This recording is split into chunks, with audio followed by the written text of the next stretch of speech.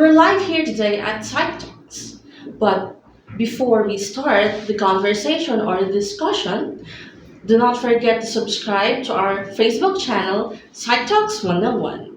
So, on today's podcast, we're going to discuss about Filipino psychology, particularly the cultural values and traits of the Filipinos. Without further ado, I am your host for today, Micaela Ong. Let's start the discussion. So before the formal discussion begins, I will introduce first the definition of Filipino values and also of the traits. Okay, first one, for the Filipino values, so it refers to the set of values in which is historically important of the lives of Filipinos. Pero paano? Bakit? Paano siya naging important? Kasi Filipinos tend to integrate these values on every decisions that they make on everyday lives. Let's move forward on defining or giving the definition of the traits. So, as for the traits, these are the ways on how Filipinos tend to behave in either a positive or negative way. In which, in this discussion, this students from Universidad de Manila, from the Department of Psychology, will deep or will dig further about the two-side analysis of different cultural values and traits of the Filipinos. To formally begin the discussion for this podcast, we will call on our guests, which are the students from Universidad de Manila PY41. And the topic that they are going to discuss with us is all about the cultural values and traits of the Filipinos in light to the Filipino psychology or Psikolohiyang Pilipino. So let's first ask them, of course. So, what are your knowledge about the Filipino cultural values and traits? Let's start first with Marvin. What about you? What is your knowledge about the Filipino cultural values and traits?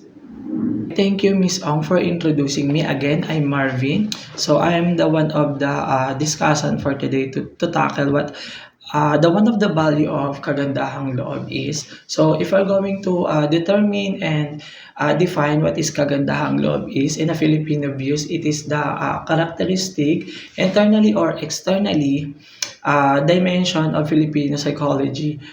Okay. So, if I'm going to define in a Filipino concept, kagandahang loob was empirically derived from individual from the various helping profession and academe who were asked to provide detail on a critical event where they experience kagandahang loob from other person in a various form of interpersonal interaction. So if we're going to define the Philippine abuse, it is uh, shared inner nobility. So that nobility is displayed the characteristic again to internally or externally dimension.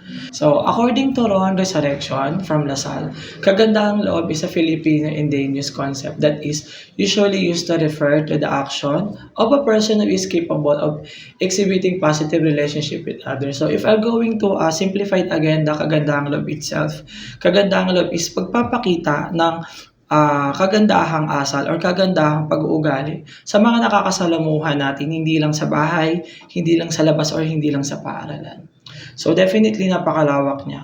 It's how you to communicate to others. Makikita 'yan ng tao, yung sarili, makikita 'yan ng tao kung ano mismo yung kagandahang loob by ourselves.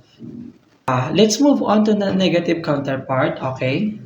Negative counterpart itself, that's from kagandahang loob, opposite dun sa kagandahang loob, which means is masamang loob.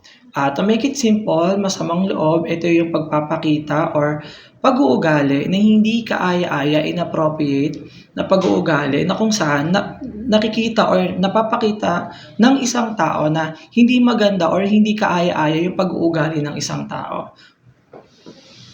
And for that, that's the simplified explanation about kagandahang loob. So we're going to move on to the topic is the one of the Filipino values. It's called hiya. So hiya meaning it is the alert us to the different meaning of the word hiya depending on the form. It can be either positive or negative depending on the context. The more appropriate translation of hiya is English is sense of propriety.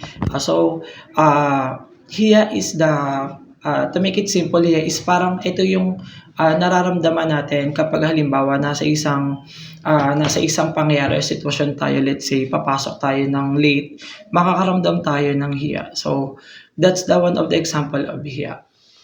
So let's move on to the negative counterpart, which is again, it is the one of the Filipino culture to the essential role of the maintaining social harmony. So opposite naman siya doon sa hiya na parang actually it's antonyms ng hiya is walang hiya. So ito naman is parang ito yung negative part ng hiya, which is walang hiya nga. So ito naman yung pagpapakita ng wala kang moral, pagpapakita ng hindi kaaya-ayang pag-uugali or hindi kaaya-ayang perspective ng isang tao dun sa nakakasalamuha niya.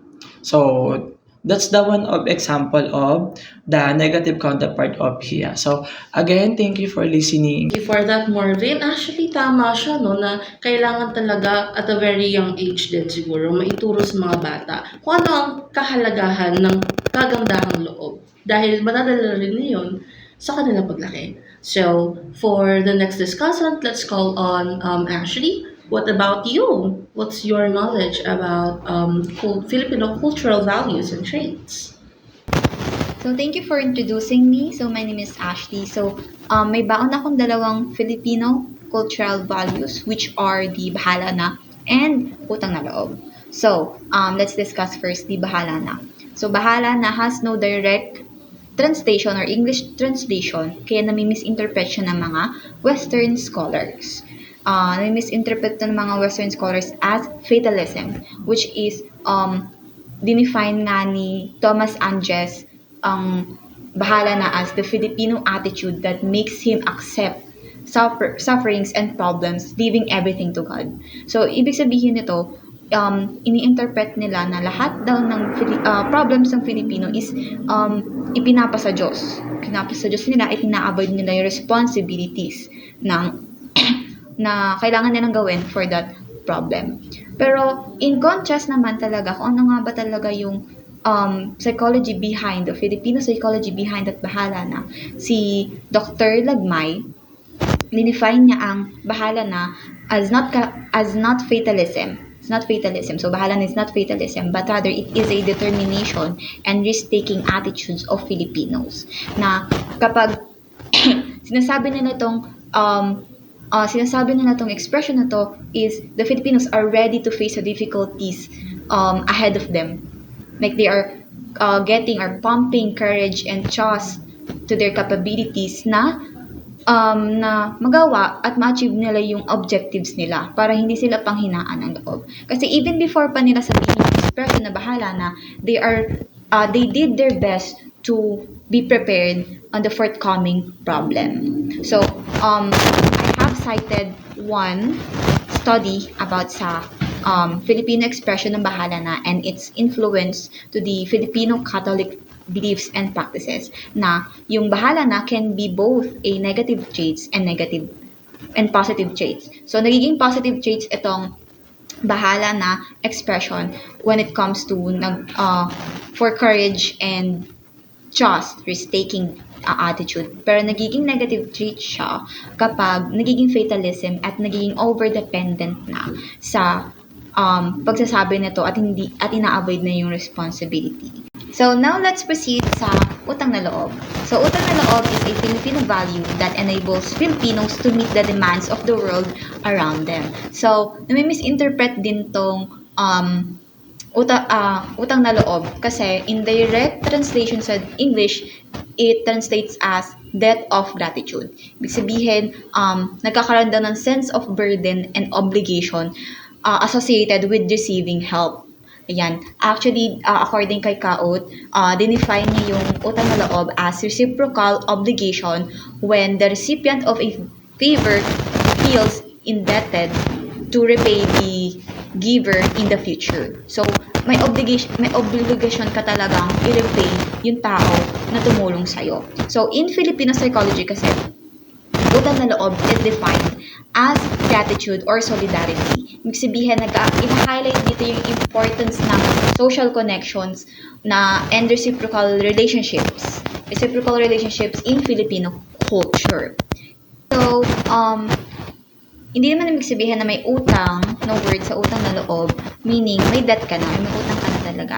Isn't solely about material or immediate repayment. It reflects a deeper social understanding that relationships involve mutual support and reciprocity, even if it takes time or spans of generations. Utang na loob is not simply a transactional exchange of favors, but a reflection of Filipino values emphasizing community, reciprocity, and the enduring strength of social bonds. So, hindi lang siya about sa pag-repay ng tinulong sa'yo, but it is deeper when lalo na sa interpersonal relationship with other people. So, I have cited here a research about utang na loob na in-interview yung 15 Gen Z about sa view nila about sa utang na loob, and ang mga result doon is Gen Z view utang na loob as a form of extended gratitude and reciprocity that can lead to a meaningful connections if practiced moderately. So that would be all. Thank you. Alright. Thank you for that, Ashley. Ang ganda ng insight niya, no, about the bahala na in the utang na loob. Especially na ito yung isa sa mga trending topics all over different social media sites nowadays. Especially, no, dun sa issue ng utang na loob ng isang anak sa kanyang magulang. It's really important thing to discuss. So, for the next discussant, let's call on John Abigail. So, John, what is your knowledge about Filipino cultural traits and values? Good morning, everyone, and good morning to all of you. So, my name is Joanne, and we're gonna talk about pakikisama. So, pakikisama is identified by Leach 1961 as a Filipino societal value. So, when we talk about pakikisama, it is a smooth interpersonal relation. So, it is also kapwa. Kapwa is a shared identity. Okay, so, ang kapwa may two categories yan. Ibang tao and hindi ibang tao. Kapag ibang tao, kakilala natin yan.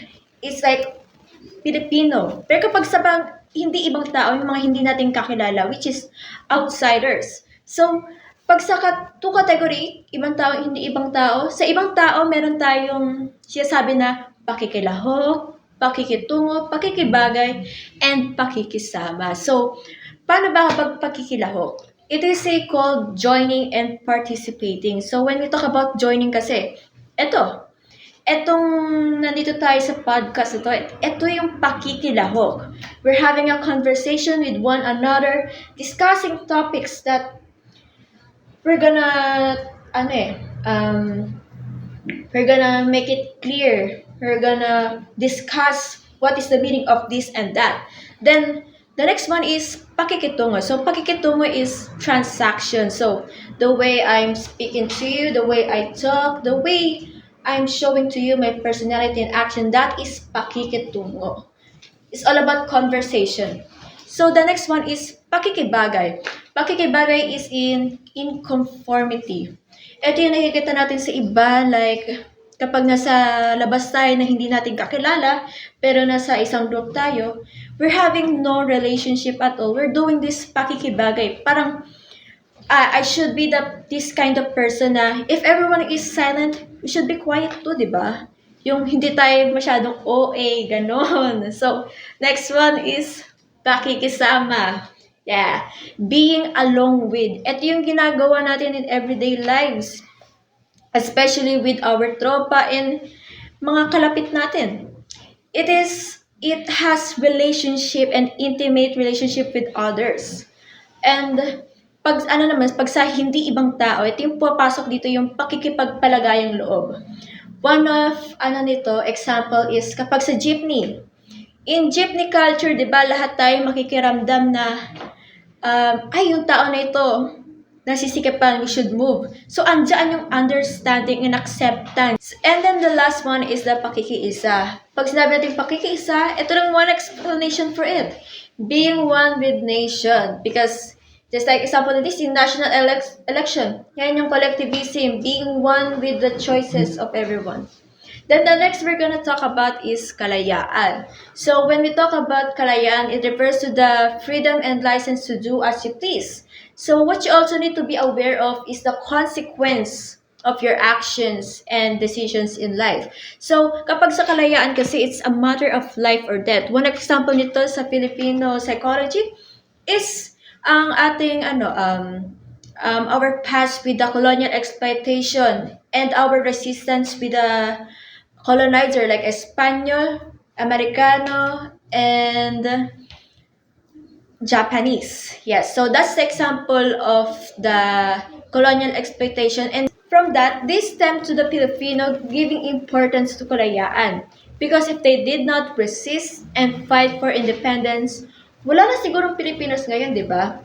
At sa mga Pilipino, ang Pilipino ay hindi magiging Pilipino on this modern time kung hindi tayo lumaban. Okay, thank you for that, Joanne. Actually, no, para naman sa pakikisama, napakahalaga niyan, especially on establishing good relationships with other people, not just with your family and friends. So it's not just merely a value or a trait, but also a skill, interpersonal skill. Okay, so let's move on to our last discussant. What about you, Treja? What is your knowledge about the Filipino culture and Filipino cultural values and traits, rather? So my name is Trisha May and I'm one of the guest speaker for today and I'm going to talk about the Kataruan or in unity and beyond na isa sa mga Filipino traits about societal value na nakapaloob sa study ni Enriquez. Isa sa mga nabanggit doon is yung it is not in the law, it is in the rule of the law. Yun ang quotation na natandaan ko talaga, nagkintal talaga sa isipan ko. Ayon sa first element of the Filipino concept about katarungan, nakalagay doon or naka-indictment doon na yung law is not always just. According siya kay Jock na 1994 study. Tapos, yung study na yun is nakapaloob sa Anglo system, which is nakapaloob doon yung katarungan, and yung flow system nun is yung about karapatan, katotohanan, katuwiran, tsaka yung pagkakaisa as unity, ganon.